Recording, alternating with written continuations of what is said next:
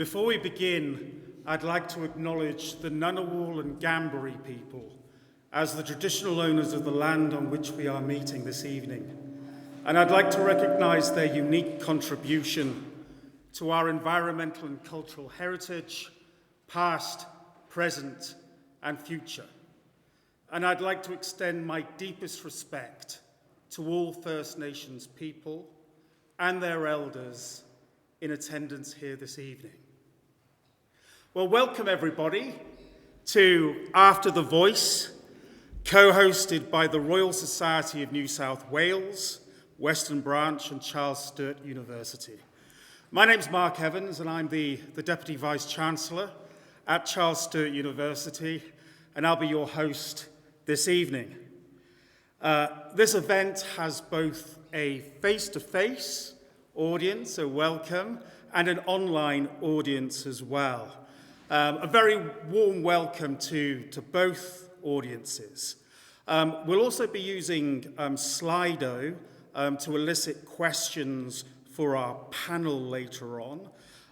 So please use the hashtag #AfterTheVoiceOz, which is on the board over there, hashtag #AfterTheVoiceOz, to table some questions for our panel.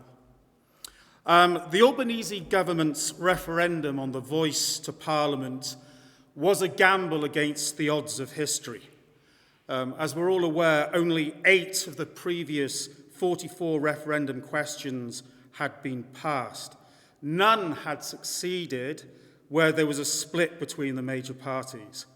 And it was always likely that opposition leader Peter Dutton would make a fight of the issue. For Prime Minister Anthony Albanese, on many fronts, a cautious leader, this was a major roll of the political dice. And of course, for First Nations people too, the referendum was yet another test of their faith in the ability of Australia's democratic settlement to right historic wrongs. On October the 14th, 2023, 6 in 10 Australians voted no. Now, the event this evening has 2 purposes. First, we're going to launch a new book by Dr. Bede Harris called Indigenous Peoples and Constitutional Reform in Australia, Beyond Mere Recognition, which is published by Springer Press. And then secondly, to consider different pathways forward for Australia's First Nations people after the voice. So Dr. Harris's book examines how Australia's constitution should be reformed so as to enable the country to fulfil its obligations under the United Nations Declaration on the Rights of Indigenous People, which it ratified in 2009. But as I'm sure you're all probably aware, most of the provisions of that treaty have not been implemented in Australia. Bede argues that Australia should instead embark upon a reform programme directed towards substantive and not merely symbolic constitutional change. He argues that only by the inclusion in the Constitution of enforceable constitutional rights can the power imbalance between Indigenous Australians and the rest of society be addressed. So we're going to explore Bede's contentions together with some alternative pathways with a panel of thinkers including Professor Stan Grant Jr., Stan, who's the chair of Charles Sturt's Yindyamarra and Gulaway initiative, soon to become a trust. Michelle Grattan, chief political correspondent at The Conversation, and Professor Dominic O'Sullivan, professor in political science at Charles Sturt University, and an expert in First Nations rights and treaties across the world. Now we're going to begin by Dominic providing an introduction to Bede's book, and then Bede will come up and say a few words about the core propositions in his book, and then we're going to open up to a panel discussion. So, Dominic O'Sullivan.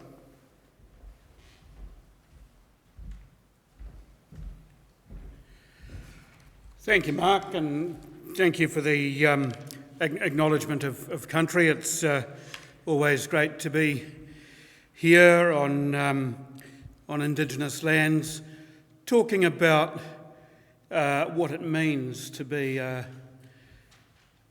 visitor in somebody else's territory and what that means for just political relationships and so on. And so it's in that context that it's my great pleasure and privilege to launch Bede Harris's book today. Bede and I have been friends and colleagues for a number of years and share a common research interest among other things. So as we contemplate the failure of the Voice to Parliament referendum, Bede, in his 7th book, considers further constitutional and political reforms based, he argues, in moral principle, not simply political pragmatism. Bede thinks beyond constitutional recognition, which he argues is no more than the admission of fact, the fact that Indigenous peoples were here first.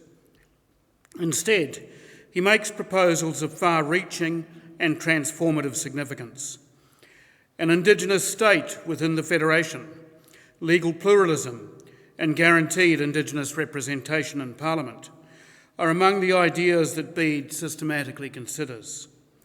He also considers treaties and their constitutional limits. Bede writes as a constitutional lawyer. His argument is clear. Constitutions don't usefully recognise. They can't do anything with symbolic platitudes, but they can make people's lives better by setting out rights and by making procedural arrangements to bring rights from the abstract to the practical. In Bede's words, instead of limiting reform proposals to what is currently acceptable to voters, an approach which means that the scope of reform is effectively dictated by its opponents rather than by its advocates, the discussion should be about what reforms justice dictates. He continues, the idea that constitutional rights should be circumscribed by what is acceptable to majorities is incompatible with human dignity and the rights that that concept implies.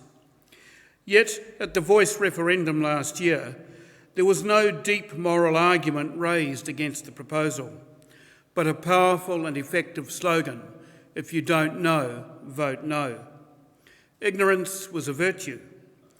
The slogan proposed disdain for deep thinking about issues far more complex and important than the Voice itself.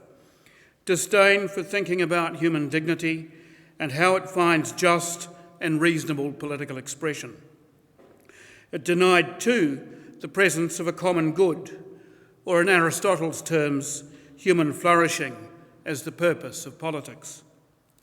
But as Bede reminds us, in our schooling, we are not ordinarily given the intellectual tools for this level of thinking. Attention to civics education is sporadic, at best, offering a descriptive account of constitutional and political systems, but not as a matter of expectation, developing the skills of philosophical reasoning to allow opinions to develop on what constitutions could do or should do. As Bede suggests, we need to approach the Constitution not to find statements of fact about who was here first, but with the curiosity to ask what that first presence means for a just manner of political organisation now and into the future. With the curiosity to ask what that means for the admission of each and every person's dignity in the organisation of public life. The curiosity to ask what it is exactly that makes relationships between people just or unjust, and with the inclination to listen seriously to other people's reasons for thinking as they do about what constitutions should and shouldn't do. If you don't know, vote no, is to say don't listen to another's point of view and don't consider that others may see the purpose of politics and answer questions about justice through a different cultural lens. That may be a cultural lens that, as Bede proposed, demands everybody else's special attention, simply because it reflects the perspectives of people who were consciously excluded from drafting the Constitution and consciously excluded from developing the political community it established. As the anthropologist Anne Salmond put it, reasonable people reason differently. As a starting point, Bede asks, what alternative ways of thinking about the just distribution of power and responsibility might arise from John Rawls's liberty principle? This is, as Bede recalls in Rawls's words, a situation where no one knows his place in society, his class position or social status, nor does he know his fortune in the distribution of natural assets and abilities, his intelligence and strength and the like. If constitutions were drafted behind this veil of ignorance, they might agree, as Bede says, that each person should have the fullest degree of liberty as is consistent with everyone else's equal liberty and in the equality principle, which is that social and economic opportunities should be arranged so as to be of greatest benefit to the least advantaged and so that there is equality of opportunity. If fairness is one's aspiration, it was, as Bede explained, to reinforce one of his overarching points, profoundly wrong for governments to approach the question of constitutional reform from the perspective of what might be acceptable to voters, many of whom, as we found last year, didn't really want to know. Values must then precede constitutions. We need to know what we are constituting and why. Bede's arguments are highly original and sophisticated. He uses the freedom that comes from writing as an academic, rather than the politician's restraining fear of election day, to raise justice over pragmatism. The academic's essential task is not to sell a political vision for public approval. It is to advance knowledge, to support public critique and understanding, to propose new and innovative ways of thinking, and to extend opportunities for those who don't know to come to know. Bede makes a significant contribution. He shows us how much scope there is for a constitutional order, perhaps against the wishes and expectations of its drafters, to develop in ways that admit all and not just some people's dignity as equally valuable and therefore equally worthy of expression in the public life of the state. Bede concludes with a table listing the 8 reforms he has proposed and showing how each may be defended with reference to the UN Declaration on the Rights of Indigenous Peoples. There is, he says, no constitutional impediment to designated Indigenous seats in Parliament if people decide that is what they want. An arrangement which occurs in New Zealand and other jurisdictions and would give effect to the right to participate in decision-making through an Indigenous people's own representatives. It is possible, Bede argues, for Indigenous law to be recognised in legislation to give effect to the Declaration's right to self-determination, self-government, the maintenance of legal institutions, and Indigenous peoples' development of their own juridical structures. Rights to culture and not to be subject to discrimination may also be given greater constitutional and legislative protection. Bede explains in detail how and why this might occur. Bede's most politically ambitious, but in his clear and straightforward argument, constitutionally defensible proposition is the establishment of an Indigenous state within the Federation. The voice to Parliament was indeed a modest proposal, but there is nothing modest in Bede's reading of constitutional possibility. It is a long and detailed book, but one of clear and forthright argument. It is the product of deep constitutional thought and of what it means to say, in practical terms, that human equality is the necessary outcome of shared and inherent dignity. The book deserves to make an important contribution to debate about how a fair, reasonable and civil Australia should organise itself. Like mine, Bede's doctorate is from the University of Waikato, and his point is to create constitutional space for all and not just some people to do as King Tawhio aspired, "Māku anō e hanga I tōku nei whare. I will build my own house." Congratulations, Bede, and of course behind every book is a family of great contribution. Ronnie is here tonight, and Lizzie is watching from Germany to share the celebration and honour this important contribution to political and constitutional discourse.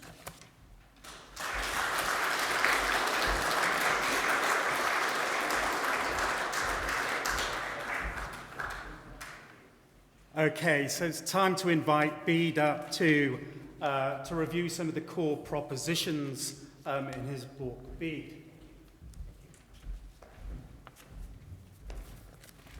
Thank you, and I join with Mark and Dominic in acknowledging the First Nations people on whose lands we meet. Speaking of judicial decision-making, the American legal scholar Jerome Frank said that a judge's decisions are the outcome of his entire life history. This, I believe, is no less true of how legal academics discharge their role. So I want to start by talking about the social and political milieu within which I started my study of the law, because it's central to an understanding of this book. I grew up in what was then Rhodesia, now Zimbabwe, and studied law at Rhodes University in South Africa. The Dean of the Law Faculty, Professor Alistair Kerr, taught us a subject called African Customary Law, which was a compulsory part of the LLB syllabus. Until we took that subject, most of us probably had no realization that there was more than one legal system operating in the country. But we soon discovered that customary law, which had, of course, operated long before colonization, not only continued to apply, but was integrated into the South African legal system as a whole. We learned that customary law cases could proceed not only through customary courts, but could be appealed through the court system to reach the highest courts in the country, and that practitioners and judges therefore were expected to be familiar with its content. I found legal dualism, the idea that more than one legal system could operate in the same country, fascinating. And it was the inspiration of Professor Kerr through his teaching who inspired me to become an academic, and to whom this book is fittingly dedicated. The book is the product of many years of reflection. Fundamental to my methodology was reference to the experience of other countries, and it is important to appreciate that everything which is recommended in this book, which Dominic has so succinctly summarized, and which opponents of reform may say is impossible, has already been achieved in some other country. To say that this is an ambitious program is obviously an enormous understatement. The fate of the 1999 Republic referendum, in which voters rejected a change that a multitude of Commonwealth countries have taken with little ceremony and with no disruption to the operation of responsible government, as well as the failure of the Voice Referendum, in which voters were presented with the most tame of all the options canvassed since constitutional recognition debate was initiated in 2010, leads one to predict that each and every one of the measures I've advocated would excite vigorous opposition from constitutional conservatives. Yet, as Dominic has pointed out, I believe that it's integral to the role of the legal academic to set aside constraints of political reality, and that a fundamental error that infected the inquiries, every single inquiry on constitutional reform since 2010, was the requirement that the proposals had to be ones that would be currently acceptable to voters. The problem here is that if we accept the status quo, both as the starting and as the finish point, reform will never occur. Reform is, by its very nature, a challenge to what is currently acceptable. The Voice Referendum displayed the worst examples of deception being practiced on voters, and one which struck home to me is the following. An egregious example was the claim that because the Voice proposal would have created an advisory body representing Aboriginal and Torres Strait Islander peoples, it would, to use the words of one Conservative figure, amount, quote, to the announcement of an apartheid-type state. This 1984-type logic, under which a step to redress the wrongs suffered by Indigenous peoples could be characterized as racist, encounters some difficulty when followed to its logical conclusion, which is that because Norway, Sweden, and Finland each have an advisory body elected by the Indigenous Sami people, those countries have systems of government that are based on apartheid. Most bizarrely, it also leads to the conclusion that South Africa itself has a system of government based on apartheid, because its constitution establishes a body called the National House of Traditional Leaders, which advises the government on matters pertaining to traditional communities and the law that applies within them. In my view, the Yes campaign needed to confront more directly the argument that constitutional differentiation between Indigenous and other Australians was racist, as it was the key vulnerability that campaign faced. This it could have done by frankly acknowledging that differentiation, which of course lay at the heart of the process begun in 2010, and impressing upon voters the principle that membership of a distinct people is not inconsistent with membership of the Australian community as a whole. Before leaving the Voice referendum, one further point must be made, which is that the referendum exposed the low level of voter knowledge of constitutional matters generally. As I've said in every book I've written on constitutional law, reform will not be achieved without a drastic improvement in civics education that will equip voters not only with an understanding of the mechanics of the Constitution, but about the values that should underpin it and will enable it to critique it. So much for the past. If it appears that constitutional reform is currently out of reach, there's still much that could be done legislatively. Although many of the changes I've recommended would require constitutional change, others could be affected by ordinary legislation. Granted, legislative reforms would be vulnerable to subsequent repeal, but given that, at least at the moment, it is arguable that there is a majority within the Senate that could be sympathetic to reform, now would seem to be the time to strike. So we could, by ordinary legislation, effect three changes. We could give formal recognition to legal dualism by recognizing Indigenous law. We could create a statutory voice. And what I think could be most powerful at all, we could amend the Act's Interpretation Act, which sounds a very dry piece of legislation, so as to require the courts to interpret legislation consistently with the United Nations Declaration and any treaties that might be entered into between Indigenous peoples and Australian governments. It is difficult to overstate the importance of statutory interpretation to the development of the law. The discretion it confers on judges when interpreting legislation that has either more than one meaning or which is silent as to whether it applies in particular circumstances opens great opportunity for the achievement of reform through litigation. As evidence of this, one needs only to look to New Zealand, where, although the Treaty of Waitangi does not have the status of law, there's an evolving presumption applied by the courts that the exercise of both legislative and executive power is intended to be consistent with treaty principles. Before I finish, there are several institutions and people I would like to thank for their contribution to this project. Yinjamara Nguluwe and its director, Professor Mark Evans, for generously hosting this event. Nilima Mithai, for all the administrative work she did to bring it to fruition, and my good friend Professor Dominic O'Sullivan, who launched my book with such kind words. I would also like to thank our panelists, Professor Stan Grant Jr. and Michelle Grattan, who are attending tonight. My final and most important thanks are owed to my dear wife Veronica, who supported me throughout this project, even as it took many hours that we could otherwise have spent together, and to our daughter Lizzie, who is watching this launch from Berlin and who addressed the issue of the use of Indigenous art in land claims litigation for her MA thesis at the University of Leiden, and who has always provided what might be called a foil for me in our discussion of legal matters. In closing, I would like to leave you with a slogan that was used by revolutionary groups fighting for independence in Mozambique in the 1970s, which goes, in Portuguese, "A luta continua, Victoria é certa," which means the struggle continues, victory is certain. I hope that this inspires us as we continue to struggle for the realization of the rights of Australia's Indigenous peoples. Thank you.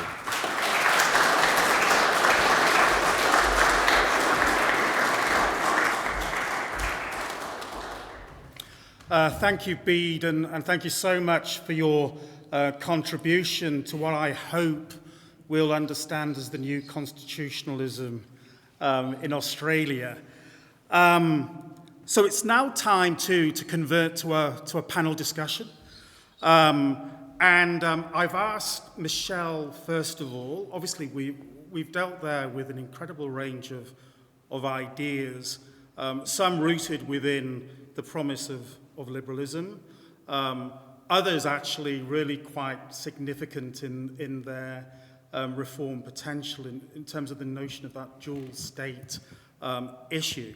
But let's bring this back, first of all, to the immediate political context, Michelle, and ask the question, well, in terms of the political agenda, where are we, and what next for the Voice and other areas of reform for First Nations people in Australia? Well, thanks very much, Mark, and could I begin by paying my respects to the traditional elders on whose land we meet. So I think that the Voice's loss has set back reconciliation to a considerable extent, and that's an important downside that we have to recognise. The aftermath has not only left many Indigenous people depressed and disillusioned, but also brought to our attention the hard questions on the way forward that are now being confronted in a changed and less optimistic climate. Now, some of these issues, of course, would have required confronting even if the Voice had been passed. Indeed, the Voice itself would have had to confront them. So where to now, and what are the reactions and the issues? Firstly, I have to say I think we should put aside for the short to medium term the aspiration of trying to change the Constitution. I think governments on both sides are going to be very wary of further referendums, not just in relation to Indigenous affairs, but on any matters at all. And that includes, of course, the Labor aspiration to run a referendum on the Republic. Now, I do know that polling has shown that the public in general do support recognition of Indigenous people in the Constitution, and that Peter Dutton flirted with that for 2.5 minutes, but he quickly retreated, and I just don't see it, even that very limited thing coming back onto the agenda. There's still the question to be confronted of regional voices. Should they be pursued, and how do they fit in with what is already there, notably, for example, the South Australian voice? And what about treaty and truth-telling? I think these do face more of a struggle than if people had accepted the Voice. In certain circles, I think the referendum and its aftermath has produced more assimilationist attitudes, reflected by the opposition spokeswoman Jacinta Price. We've yet to see policy from the opposition that they'll take to the election, so we don't know quite where all that's going, but certainly it's got momentum from what's happened.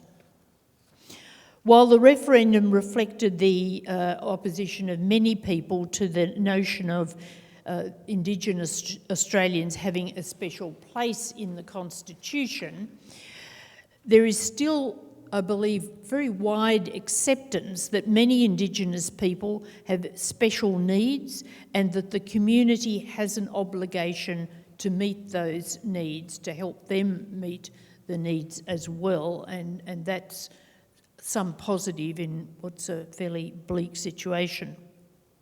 In other words, I think the referendum result was in part a rejection of identity politics, not a rejection of needs-based policies.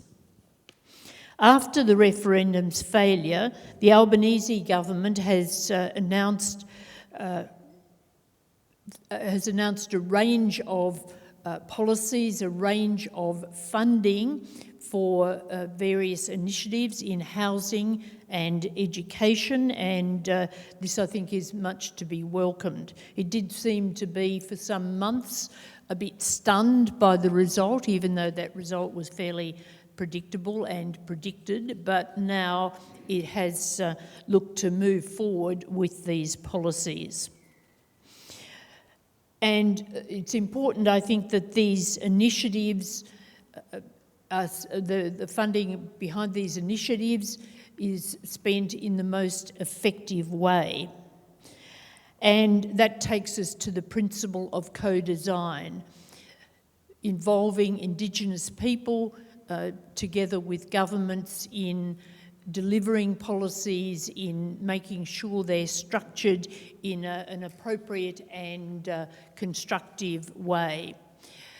And there's a lot of work to be done here because the Productivity Commission, for example, has highlighted the extent to which still in the bureaucracy attitudes have not embraced this notion of working effectively with Indigenous people.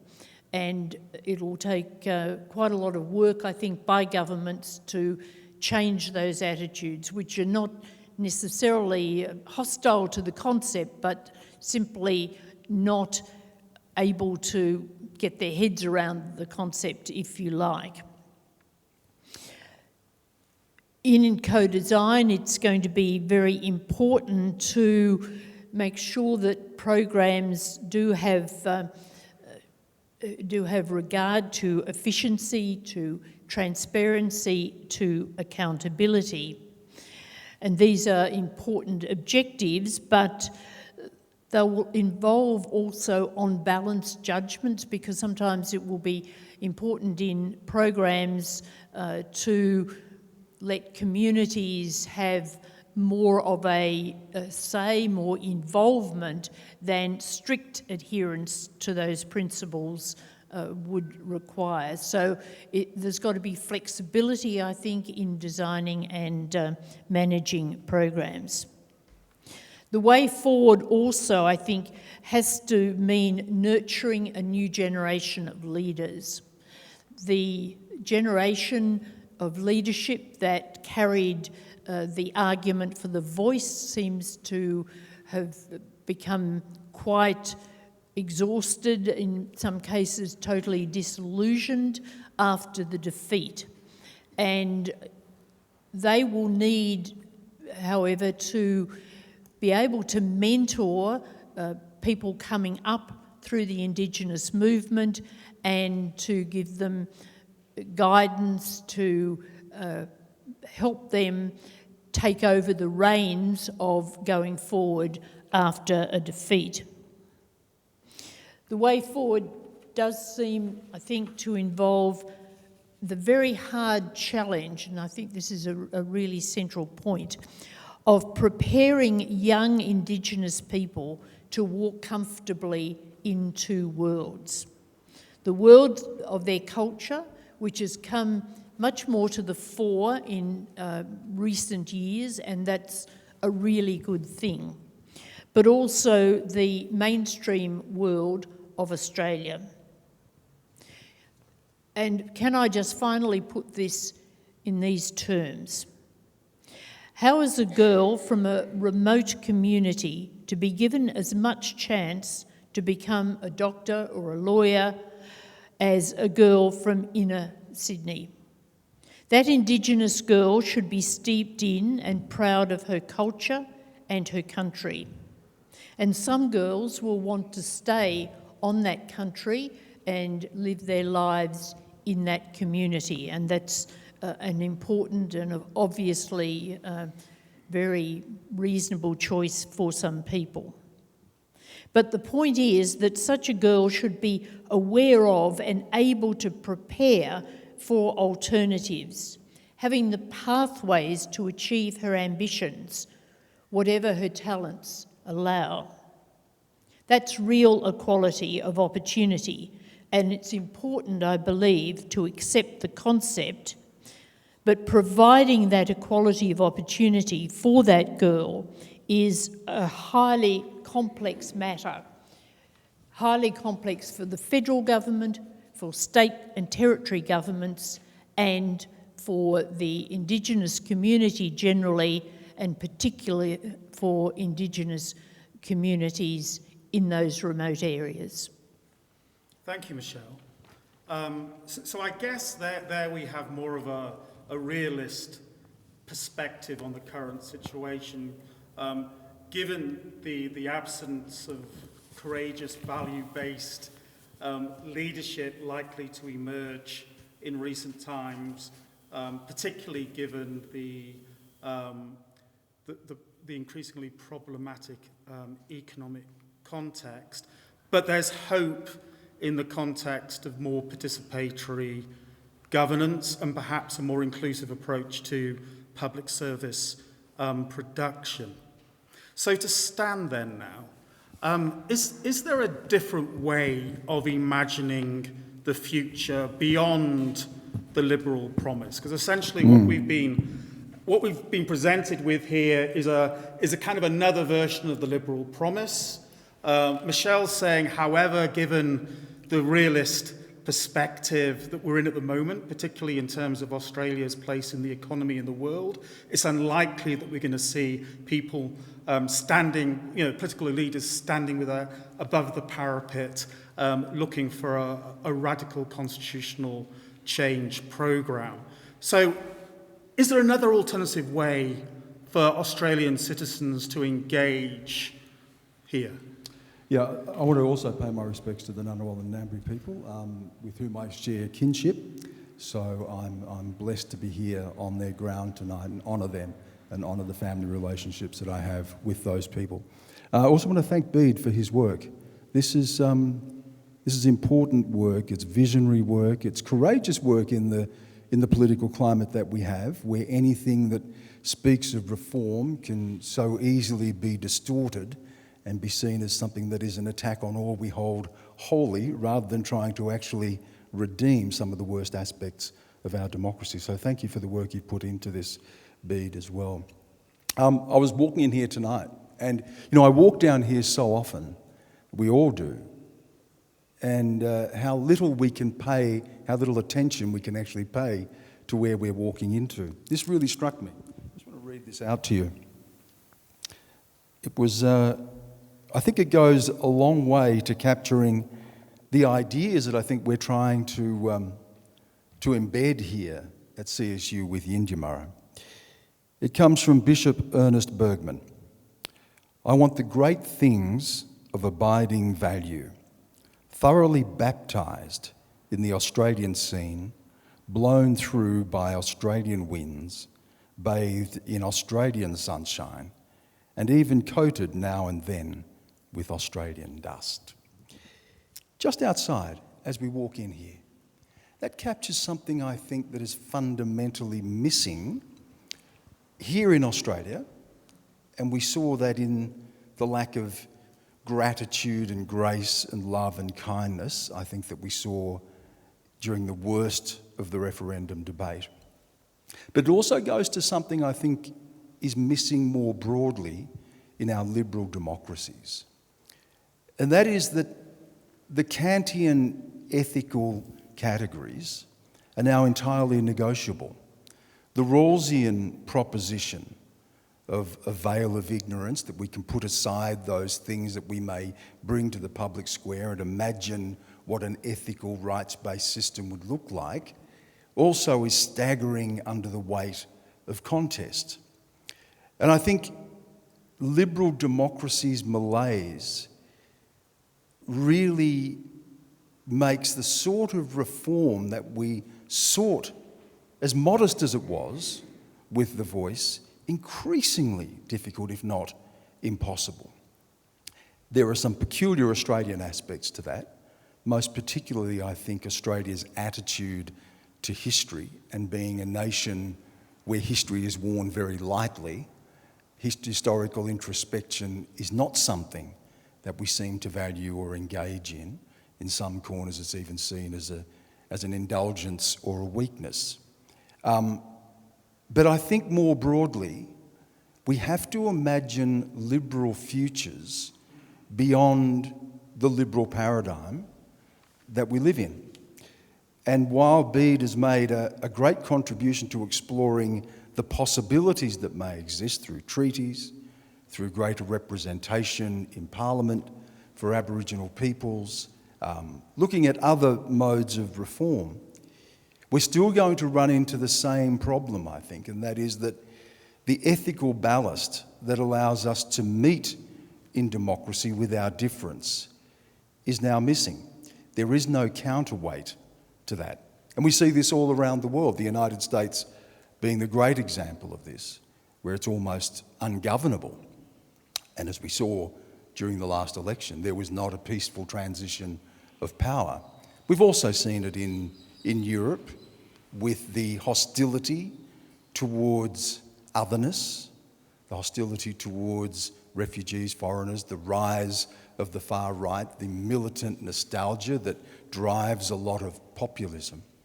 And I think Australia also is caught up in that democratic, that liberal malaise that we see throughout the world.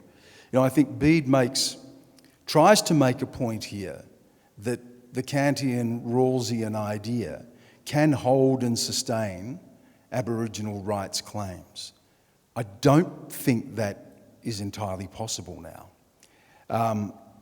Bede also makes reference to Yindyamarra and says that these ideas of ethics, a morality that grounds our liberal democracy, that allows us to see the other person, that allows us to imagine futures that are not equally weighted but justly weighted.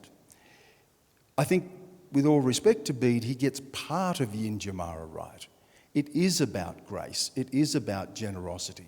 It is about grounding us in space and place and allowing for the other person in the place. But I don't think it's in any way Kantian. I don't think it is in any way a secular ethical framework. At the heart of Yindyamarra, at the heart of Aboriginal society here, is a relationship to God that is not captured in Western rationality. The highest good is not secular ethics. The highest good is the relationship to God that speaks to us in our country, or Bayami, to use the Wiradjuri word that we have for the Creator. And I think more broadly, the absence of faith in the public square, not a theocracy, but the absence of faith and what that can bring to help create a moral ballast in our democracies, has seen us reach a point where there is no ground upon which we can meet. If it is just a contest of voices, if it is just an arm wrestle, if it is a Hobbesian war of all against all, then there is no way to find the generous consensus that can allow democracy to flourish. Bede makes the point that within Rawlsianism and with the liberty principle, that the rights of groups can be recognised even behind that veil of ignorance. And I think that may be true. But then we ask ourselves, which groups? And how do we define those groups? Does the alienated, underclass of American white society now constitute that group that makes its ethical claim on the state as well. So I think more broadly, in Western liberal democracies, the weight of existential claims is so burdensome that it poisons the ground beneath our feet. Added to a hostile media, a polarised politics, I think it makes it impossible for the sort of generosity that is needed to be able to advance some of the things that Bede is putting forth, much to our detriment. And just really quickly, what are the alternatives? Well, people are already talking about post-liberal alternatives and what that may mean. A society where democracy is not transactional, where it is not contractual, but where it is a mutual gift-giving, where it is seeded in some form of generosity that precedes our public discourse. I see that everywhere in Aboriginal communities. There's been a lot of talk here tonight about what a top-down approach would look like, what an institutionalised approach would look like. But in Aboriginal communities, there is an extraordinary generosity. There is an extraordinary sense of being in place with a deep faith and spirituality that allows us to meet the other person. I think there are options here to explore at a grassroots level in Aboriginal communities that move us beyond the paradigm of liberal democracy. Instead of shrinking our ambitions to the nastiness of the age and to the lack of courage in our political leaders, we can learn from our communities, which are already doing the heavy lifting to create better futures precisely for the young girl that Michelle spoke about.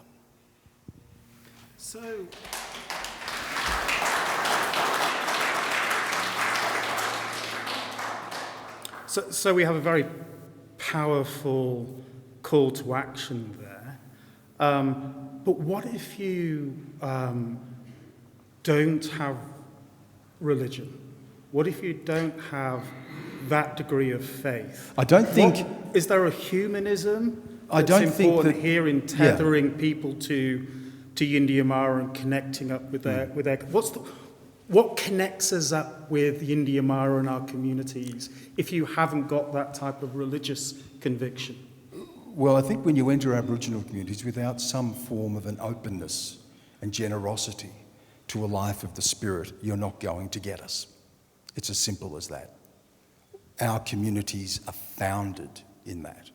I express that also through my own Christianity, but it's founded deeply in who I am as a Wiradjuri person that opens me up to the gifts that I find in Christianity. But more broadly, and this is a Western malaise, throughout the rest of the world, religion is booming.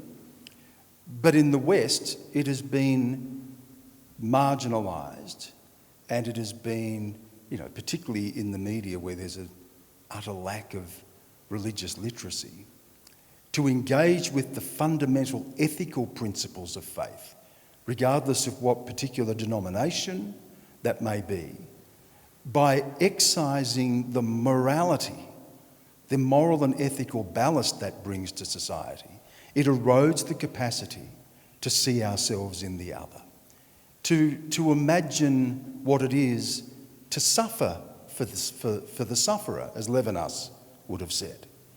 There is a whole tradition, and Kant was in this tradition, of imagining what an ethical relationship would be that would civilise us with our differences. But I don't think that holds. I think we've hit the limits of Kantian ethics, the ability to extend to the other person what you would have extended to you.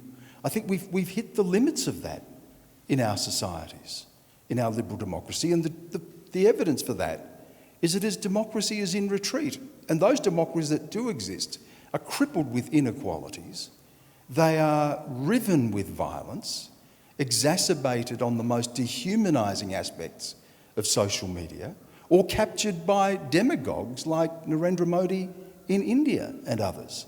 So I think the evidence is clear that a Kantian ethical framework, a secular ethical framework, is not enough to allow us to meet with the contest of our existence in liberal democracies. Those ideas may have held when we lived in more homogenous societies, when we lived in smaller, more bounded societies. But in porous societies, in globalised societies, where multiple groups are making existential claims on the state, we don't have the capacity to hold that contest. There's a reason that Scandinavian countries and others may be able to incorporate some recognition of Indigenous rights in a minor way, but they don't have the contest that scaled-up democracies like the United States or the more crowded Europe would have. So I think, do you need to have faith? No.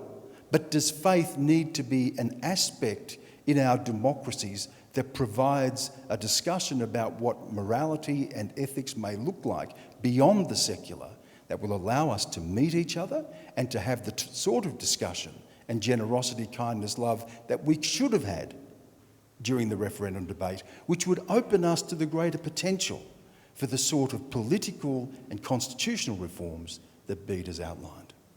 Thank you, Stan. So there's a clear alternative there to the Liberal promise. So let's look at another perspective, and linking to those globalising forces that you referred to. I mean, certainly So I wrote a book, as you probably know, on the new constitutionalism in the UK that looked at the emergence of the British Bill of Rights. And the key source of change in relation to the campaign there was the ICCPR, the international sources of pressure, and of course the European courts. And it became almost impossible for Conservative politicians to prevent the emergence of a British Bill of Rights. And in fact, it became a key component at that time in terms of being Janus-faced, being a member of the European Union and not resistant to the key policy changes, remembering that the UK had the best implementation record in terms of public policy as a European Union member state, but also to maintain some notion of Britishness, however problematic that was. That's the rock upon which those things perish. Exactly. Because it hits the wall of identity. And I think that, if you want to look at the cancer that is eating our democracy alive, it is the atomised identities, contesting that public space, looking for not just an equality of recognition, but in some cases a superior form of recognition. I don't believe that the Voice sought that for Aboriginal people. I think the modesty of the Voice actually offered a redemptive project for Australian democracy. It was less than we deserved and more than we could hope for, it turned out. But I think you identified that. If we're looking at extra sovereign forms of mediating those spaces, whether it be the United Nations, whether it be those courts, whether it be the ICC, the International Criminal Court, clearly they are running up against the belligerence of nation states that simply will not accept those outcomes. So Dominic, you've just published a book in that area. So a couple of questions for you quickly. One, could you give us a sense really about how the institutions of global governance responded to the Voice? And secondly, whether you think that is an important space for influencing the Australian government. Last week I had a meeting with the Wiradjuri Council of Elders, and James Maxwell came to talk about a meeting that's happening in the United Nations soon. And one of the elders said, oh, what's this got to do with us? It won't impact on us and our community. And then another elder said, no. Whenever we've gone to these meetings in the past, the Australian government, whatever that government was, has said to us, please don't embarrass us, and have given them some concession. So no, you must go there and represent us in an effective way, and then at the same time we can go to our government and we can get some little concession. So, Dominic, your views on Yeah. the internationalisation of the rights agenda? Well, we've got here tonight Benota from the UN Expert Mechanism on the Rights of Indigenous Peoples has just been on a mission to Norway to discuss how these things are playing out in that part of the world and how that internationalisation of Indigenous rights is helping the Sami people to prosecute what are in many respects very similar claims to the claims that Indigenous peoples prosecute here and in New Zealand, with which I'm most familiar. But I think what's interesting about the UN Declaration on the Rights of Indigenous Peoples, for example, is that when it was adopted by the General Assembly in 2007, it passed by 144 votes to 4. With 11 abstentions. The 4 votes against were Australia, Canada, the US and New Zealand. So Australia is very much an outlier in these matters. It's very much out of step with international thinking. And Bede talked about that when he spoke earlier with reference to South Africa, for example, and to the Nordic states, as just 4 examples. And as Bede said, a very simple legislative measure would be to require legislation to be interpreted consistently with the Declaration. Now, that's not going to happen in the current political climate, but the Liberal promise perhaps might suggest to us that we oughtn't give up hope. Liberal democracy is not a static way of organising public affairs. It's not a rigid philosophy, or doesn't arise from a rigid conceptual foundation. Its conceptual foundation is very simple: liberty. And the question for Australia, as it is a question for the whole world, is, does liberty belong to everybody, or does it just belong to some people? And I think if we polled Australia on that question, very simple question, does liberty belong to everybody, we'd get a resounding yes vote, I would imagine. So there is a foundation and principle, at least, to work with. What it means in practice and what liberty means. The idea that liberty may be perceived and experienced and expressed differently by different people is one that Australians perhaps struggle with.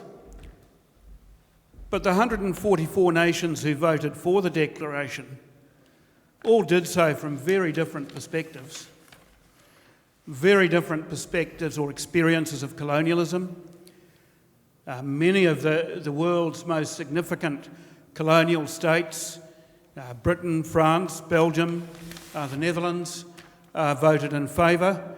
Many, of course, had themselves experienced colonisation, but all in their own ways, from different cultural perspectives and with different accounts of what liberty means.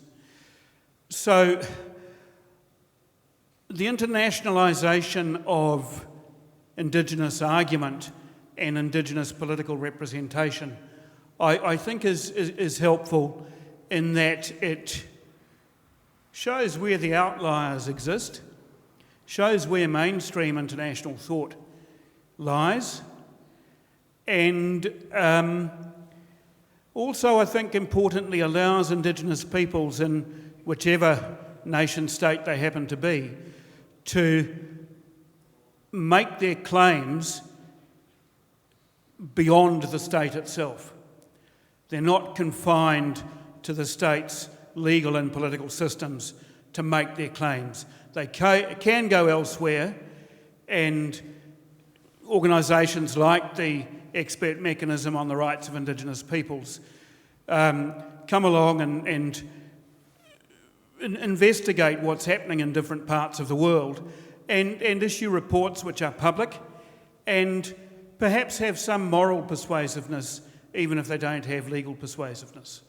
So I think that's enough on that point, but I'd also just briefly comment on the ideas of religious thought that have been raised tonight and that question of whether ideas of liberty and freedom and so on can be well advanced outside a religious framework. And my answer to that is I don't know. My first book looked at these questions from a Roman Catholic perspective in terms of Roman Catholic contributions to the reconciliation debates that were held here in Australia during the 90s, and I made some comparative studies some comparative investigation with New Zealand.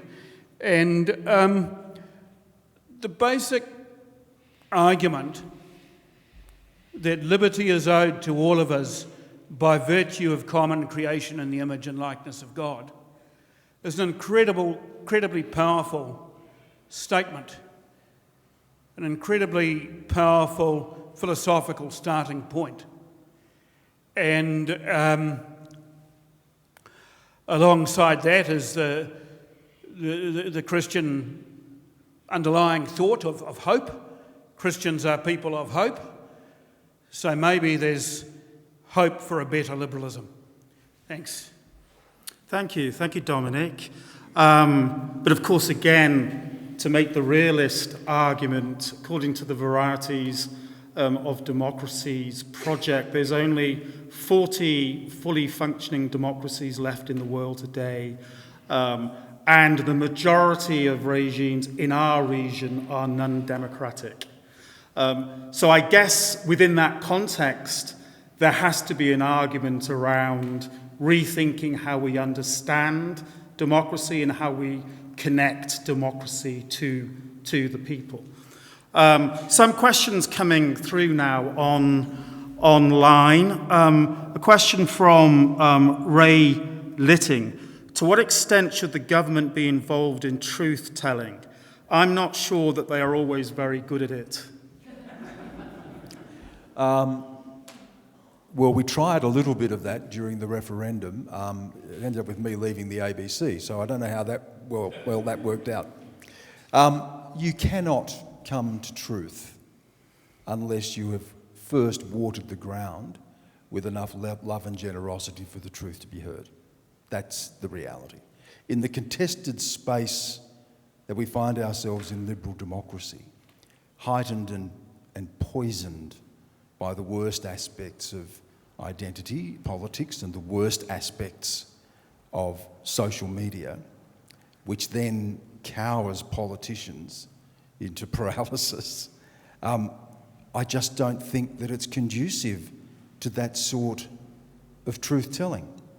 I think also, again, we have to think about when we speak about truth, you know, in Australia, you're talking about something that is historical truth, dealing with the worst aspects of our society. You're talking about something that is so recent. You know, when I was born, I could touch the hand of my great-grandmother, who touched the hand of her mother, born into the frontier. That's how close it is.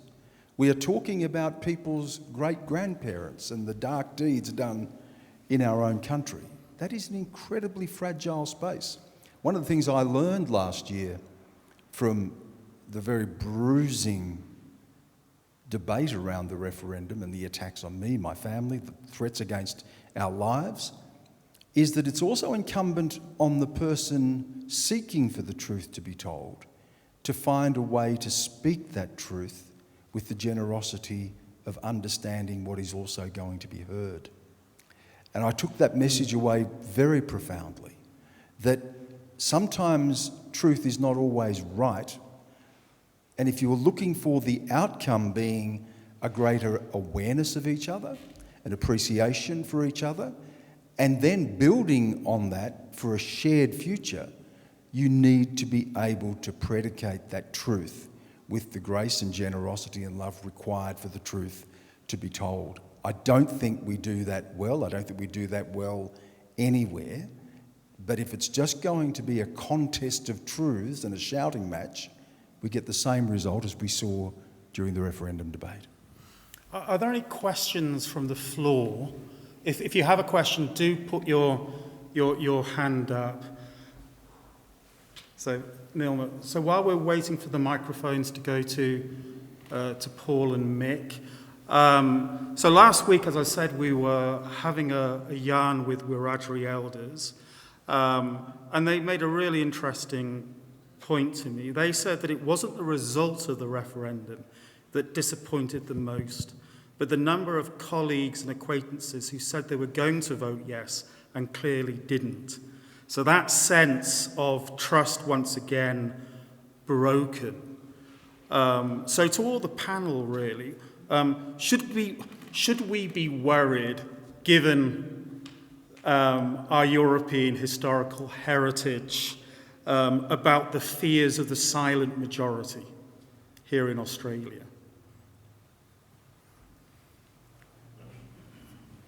So, Michelle, do you want to go first? Or?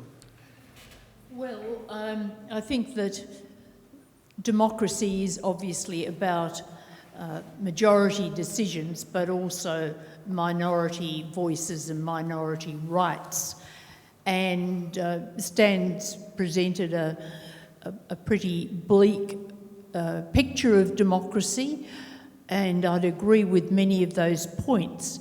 But I also think that we have to seek solutions and mitigate some of the problems and negatives that we have in our democracy at the moment to the extent we can. I don't think we can just throw up our hands and say everything's dreadful, because really there is no better alternative, as we know.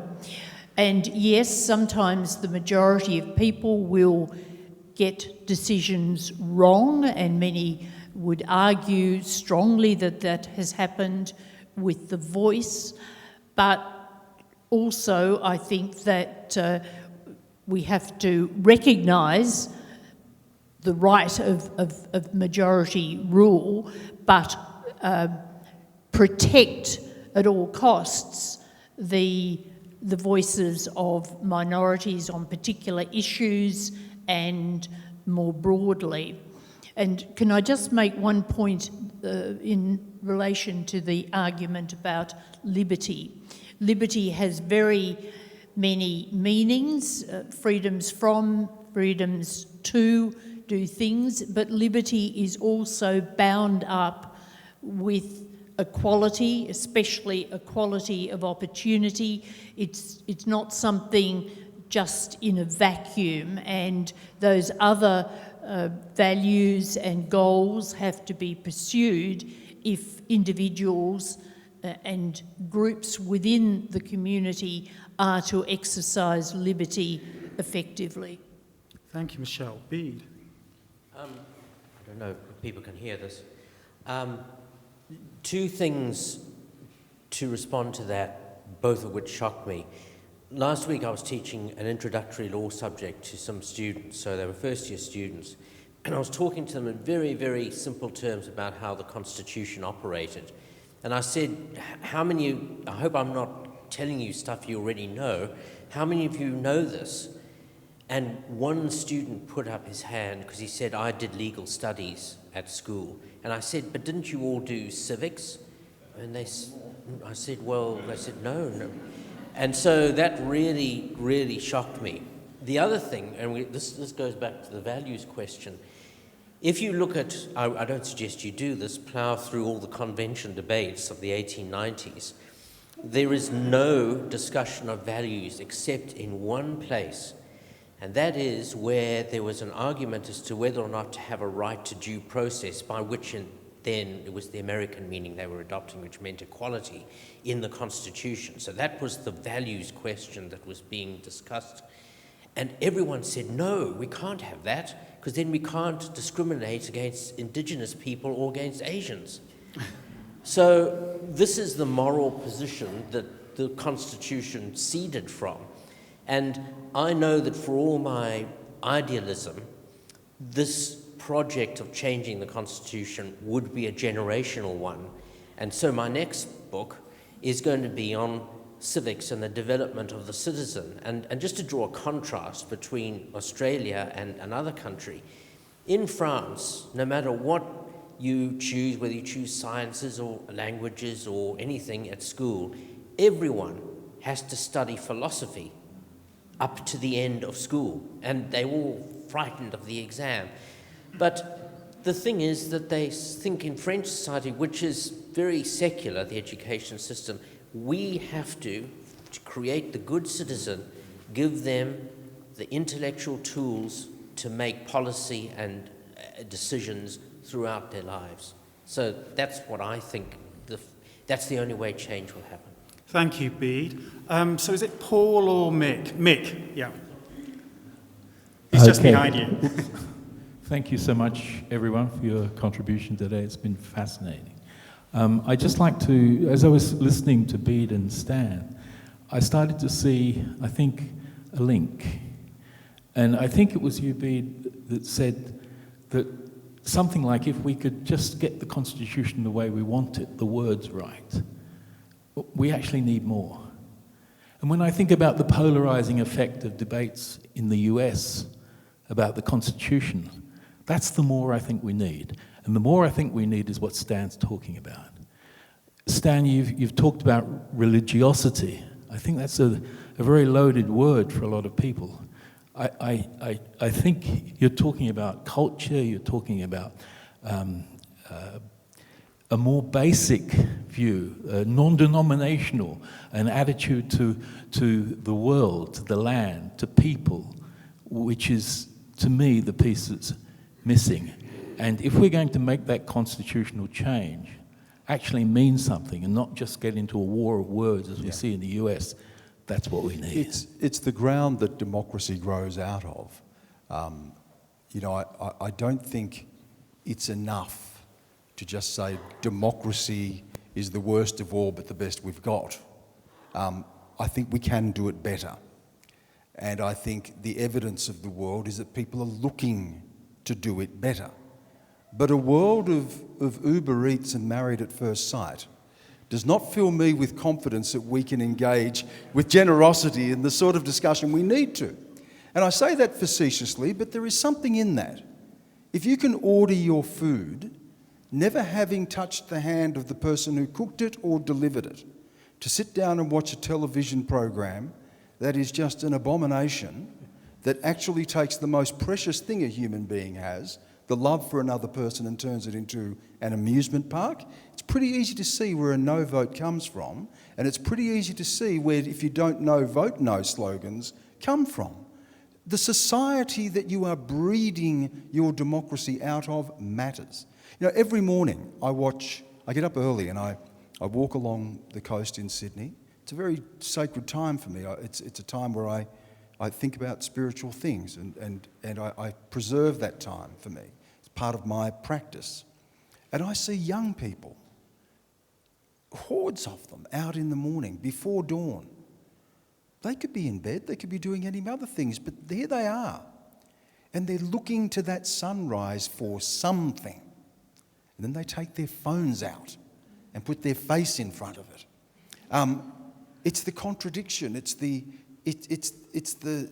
self-creation, validation, recognition that is the worst of us, but the human yearning that is the best of us. And I think we've lost that in our democracies. And if we want the better democracy, whether we call that post-liberalism or not, but if we truly want to hold on to those things that we value, we need to be able to create a society that can hold that contest. And we don't have that in Australia, and we don't have that in most of Europe or the United States. And there's a reason there's only 40 functioning democracies left in the world from where we were post-Cold War with well over 100 plus. Paul Bongiorno. Yes, thank you very much for the discussion. Picking up on on the last two contributions from Michelle and this gentleman here to Stan. I understand your pessimistic view, as it would be, rooted in your own life experience. The life experience, as you say, very poignantly, the touch goes back to your grandmother and your great-grandmother. But I think there's a distinction between spirituality and religion. Religion, if you like, is an organisation of cult and belief. And I think there is a basic belief in liberal democracy and even in Kantian ethics, liberty, fraternity and equality, that is innate. And it's innate because people can be inspired to it. So, for example, there is a universal repulsion at what we're seeing nightly on our television screens, what's happening in Gaza. And it goes to the basic human reality. We used to call it the brotherhood of man. We'd have to now call it the brotherhood of the sisterhood of humanity. That goes to our very existence. We do unto others what we would have them do unto us because we want to survive. And in the colonial era, the definition of the Indigenous person was the primitive is not fully human. And I think that you don't necessarily have to be religious in the sense that maybe you and I are religious, but you do have to have a spiritual humanity. And I think that spiritual humanity exists, and it can be inspired in the secular sphere by people like a Mandela, a John F. Kennedy, or even an Obama. Yeah. Augustine talked about the God-shaped hole, and that's what we're talking about there. I've known Paul for a long time, and I love Paul, so we can disagree about some things. I'm not pessimistic. I'm a Christian, so I'm ultimately optimistic. I'm eschatologically optimistic, but I do know that the ability to suffer for the sufferer and to be able to find the joy that comes from that isn't something that we gloss over with whatever we call liberal democracy. I also think that while spirituality goes some of the way, I do think religion matters in that they are places that we meet, and the order that is brought and the sacrament and the solemnity that comes from those places makes us better people. There's one of the reasons 1967 worked so successfully, the referendum, was because it emanated out of places where people met each other. Who were the two driving forces, or the three? There were Aboriginal communities. They also came out of the other two, trade union movement and the churches, both of whom have largely been removed from our public life. Trade unions marginalised, shrinking union membership, churches pushed into the social and personal sphere, afraid of their own shadows often. And without the places to meet each other, we don't create the ground for the sort of conversation that we need to have. In the workplace and in the church pews or the mosque or the synagogue or the temples, we sit alongside people that we don't live next to, work with.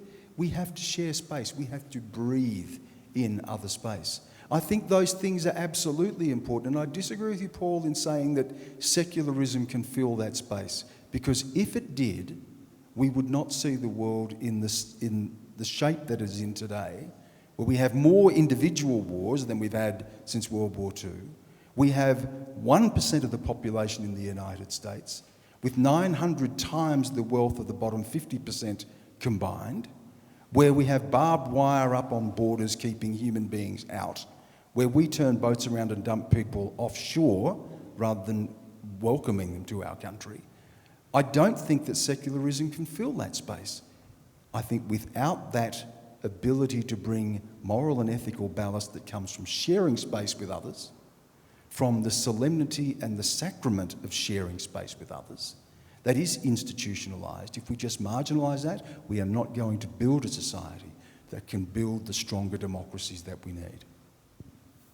So spiritual humanism as a key bond in trust building in many ways. Final question from the floor. Thank you.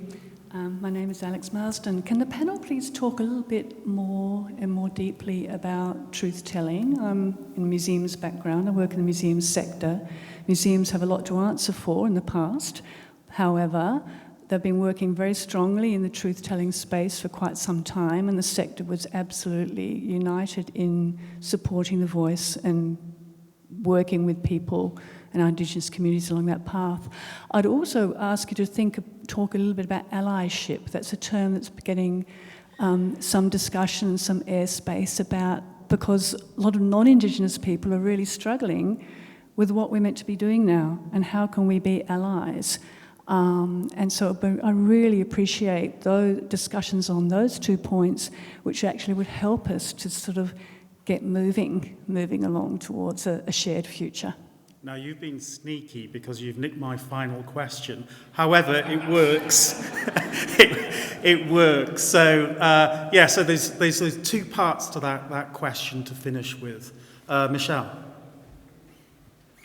Well, I think truth-telling is obviously has been one of the central things in the Uluru Statement, but can I put it in a wider context? Because I think truth-telling is the whole society coming to grips with our history and acknowledging that and accepting what happened and finding ways to move on and move forward with that acceptance, having made that acceptance.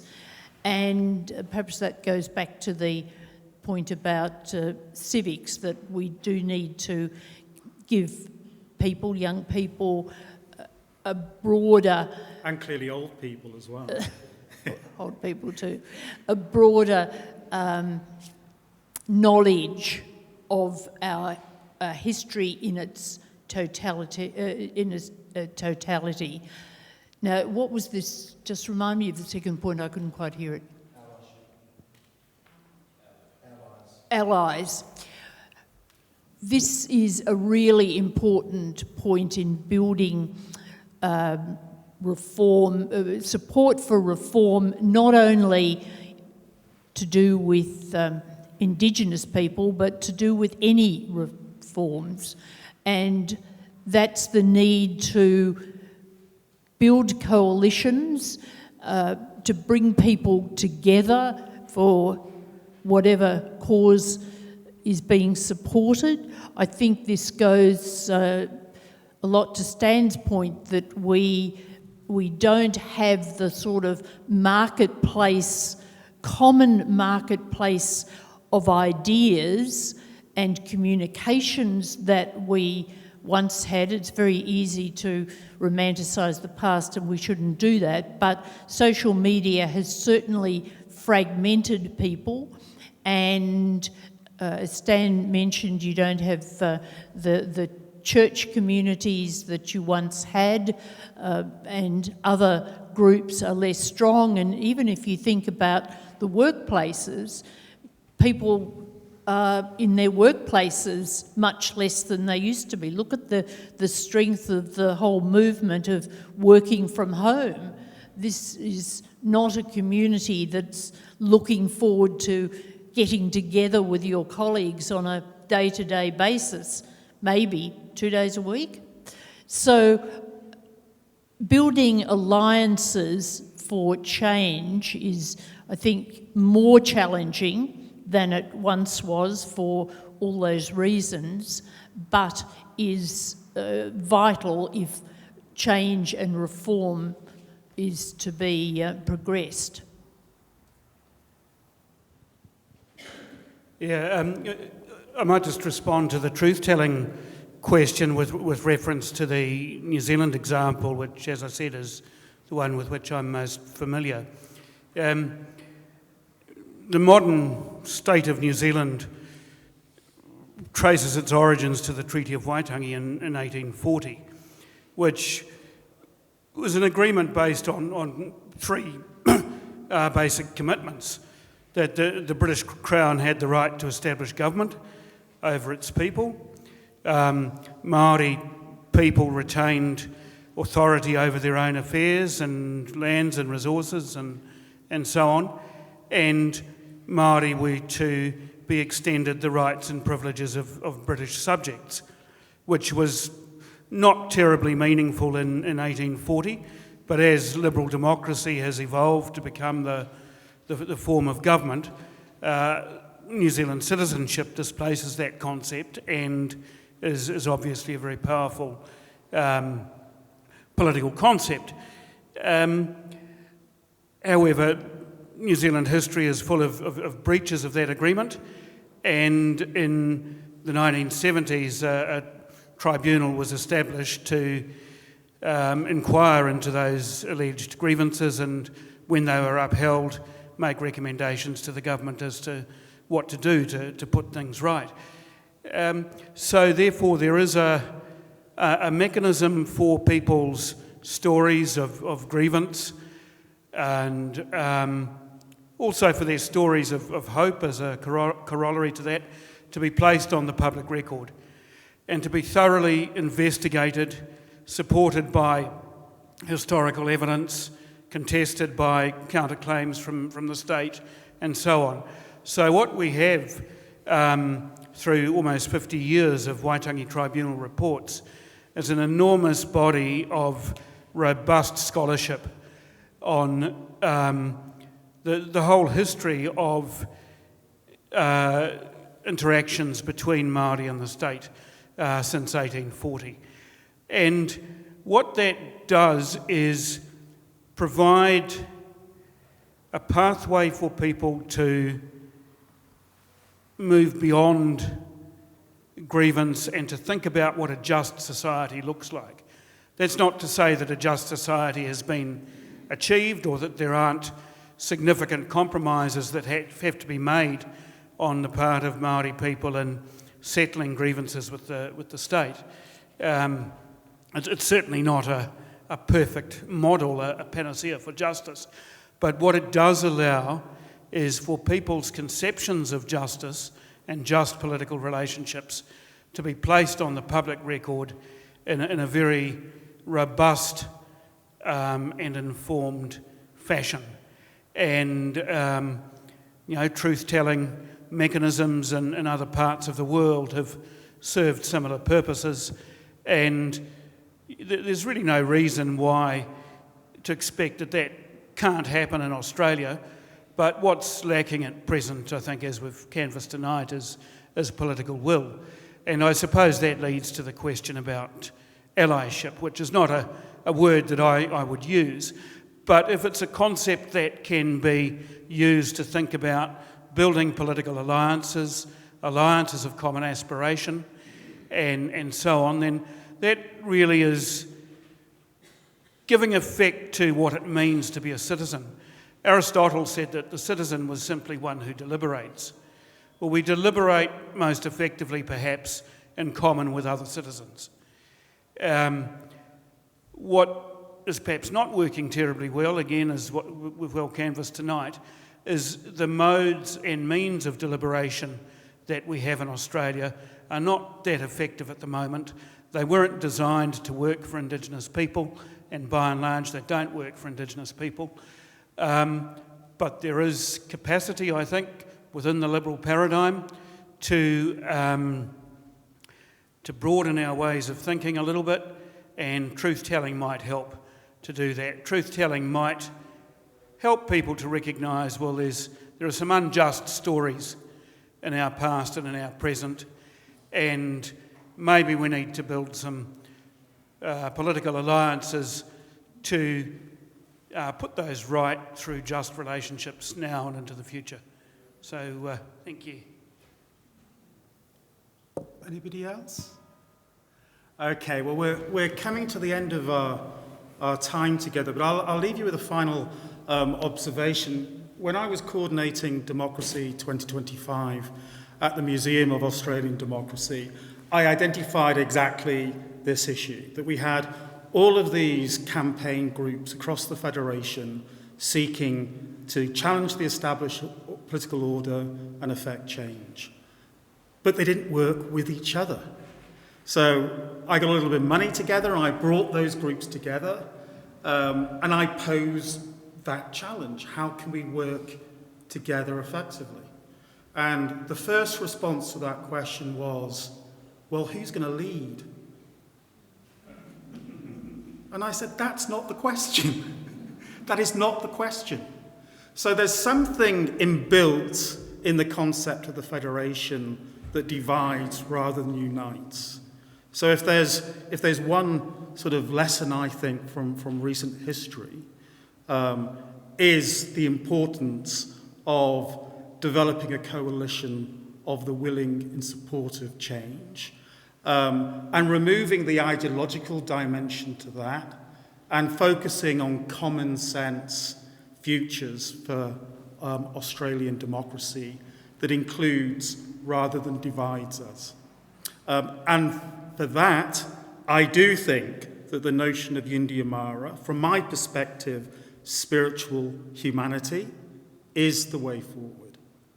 And we'll be talking a little bit about that more moving forward, because I'm going to take this final opportunity to declare that the prodigal son has returned.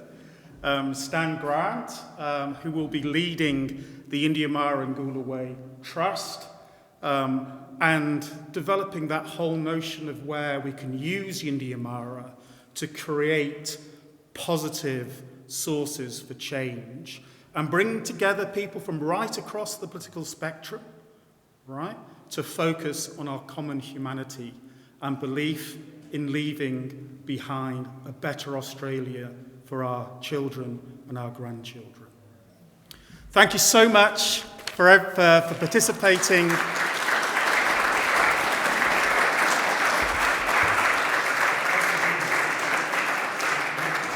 And thank you so much for our incredible panel, and of course Bede for producing a book worthy of the focus of such a great conversation.